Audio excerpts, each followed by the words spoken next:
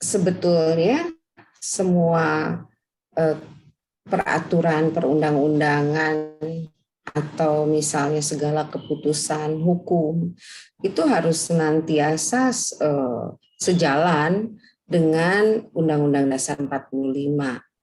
Jadi tidak ada tumpang tindih dalam pemahaman itu. Karena ya kita sepakat bahwa Indonesia itu adalah negara yang berbineka, otomatis memiliki budaya yang berbineka, otomatis memiliki adat istiadat yang berbineka, dan keyakinan-keyakinan, kepercayaan-kepercayaan lokal yang berbineka. Nah, seperti halnya tadi di suku anak dalam. Nah, kepercayaan-kepercayaan seperti itu tidak bisa dianggap itu tidak ada dan tidak harus dilindungi. Karena pada dasarnya kami ini juga tidak memilih untuk menjadi Indonesia. Gitu. Jadi harusnya pemerintah tidak harus membedakan ada agama yang diakui atau yang tidak diakui. Karena justru dengan pernyataan-pernyataan yang terus dikembangkan seperti itu, kita perlahan menafikan kesadaran kita sebagai negara yang berbineka. Saya pikir tidak akan ada negara kesatuan Republik Indonesia tanpa adanya suku, adat, dan budaya. Itu. Kenapa ada Bhinneka Tunggal Ika pun? Karena pendiri bangsa ini menghargai kebinekaan itu sendiri. Nah, sekarang saja kan semakin didengungkan ini agama yang diakui dan ini yang tidak diakui, ini yang resmi dan itu yang tidak resmi. Nah, sementara pasal dalam Pancasila pun kita sepakat ketuhanan yang Maha Esa. Saya tidak tahu kalau misalnya Tuhan itu ada berapa menurut keyakinan lain. Tapi saya sepakat bahwa Tuhan itu Maha Tunggal. Tuhan itu Esa. Gitu. Terbukti ya kita sedih sama, kita menangis, kita senang, kita tertawa. Berarti kan kita dari sumber yang sama, apalagi yang harus diperdebatkan atau malah disekat-sekatkan gitu. Nah, ini hanya akan menjauhkan cita-cita negara kesatuan Republik Indonesia untuk menciptakan negara yang adil dan makmur. Karena terus saja akan dirongrong, digerogoti dengan hal-hal yang memicu bahwa perbedaan, mohon maaf, apalagi kalau ada istilah mayoritas minoritas. Kita ini negara yang berdiri dalam keadilan dan kesetaraan, ya, kesejajaran. Kita meyakini kebinekaan, kita memiliki Pancasila yang harus kita sepakati bersama gitu. Dan kita bukan negara rimba, di mana yang kuat dia yang berkuasa. Tapi kita harus tumbuh bersama-sama. Itu mungkin ya. Bagaimana Teh Juwita menanggapi ya pandangan sempit sebagian masyarakat yang belum mengenal, memahami agama-agama lokal yang ada di Nusantara, sehingga lalu punya paradigma persepsi yang lain. Bagaimana pandangan teman-teman Sunawita? Kalau bagi kami, masalah keyakinan itu adalah masalah yang sangat personal, masalah yang sangat pribadi. Tapi kita harus memahami juga bahwa agama itu tidak hanya bisa dipandang hanya sebagai sebuah selera. Kalau saya suka pakai baju warna merah, saya tidak bisa memaksakan saudara saya harus pakai baju warna merah. Tapi bahwa agama harus diyakini, agama apapun adalah penyempurna bagi salira kita, bagi keimanan kita terhadap Tuhan.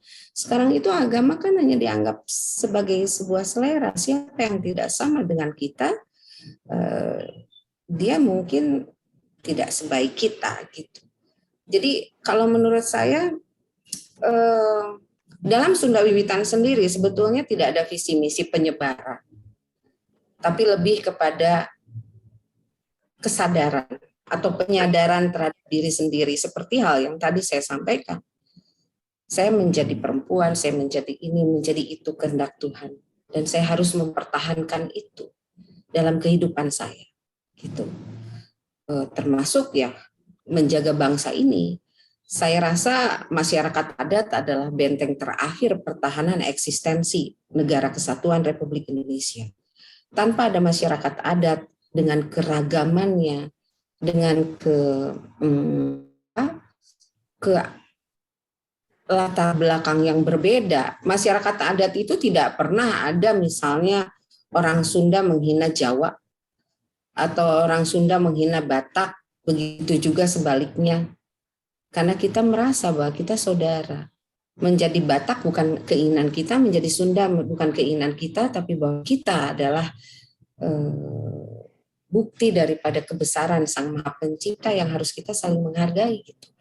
Jadi banyak orang yang masih masih menstigma kita, apalagi dengan tampilan-tampilan, kalau misalnya dalam sebuah sinetron atau tayangan apapun, hal-hal mistis, hal-hal yang dukun, yang pasti seragamnya atau bajunya itu adalah baju adat. Itu. Padahal dalam kehidupan sehari-hari tidak seperti itu.